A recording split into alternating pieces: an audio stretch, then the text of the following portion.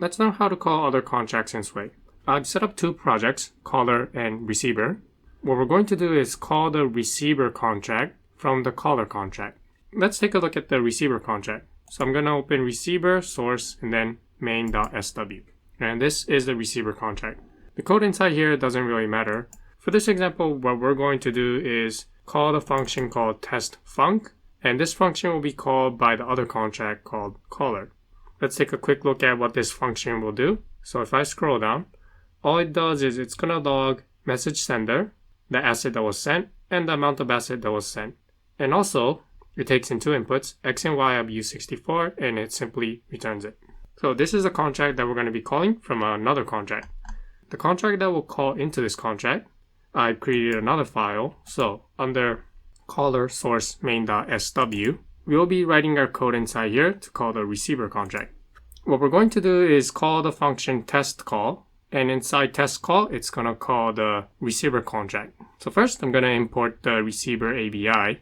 So going back to the receiver contract, I'll copy this ABI. So this means that the receiver contract implements the function testfunc. Back inside the caller contract, I'll paste this ABI. Okay, next we're going to import some stuff from the standard library. So say use std : we'll import the base asset ID. So this will be in constants : base asset ID.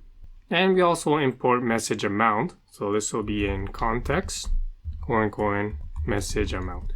Okay, next, let's write the function for test call.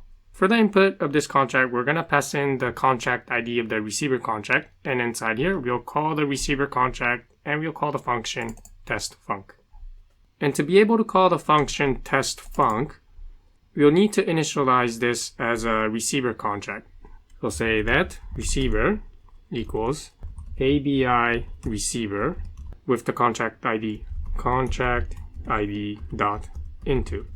So if you're coming from Solidity, think of this as loading an interface with a contract address. And now let's call the function receiver.testfunc. So say receiver.testfunc.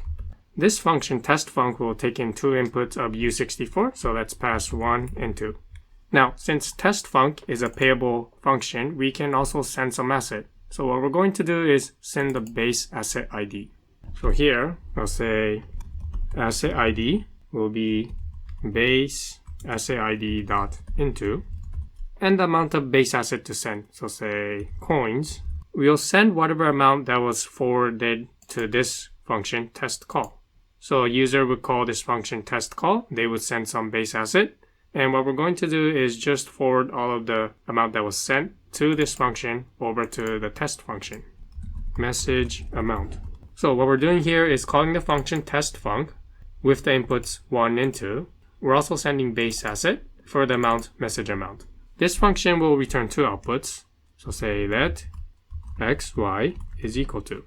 And lastly, if you wanted to check the output, what we can do is log the output. Say log caller event when passing x, y.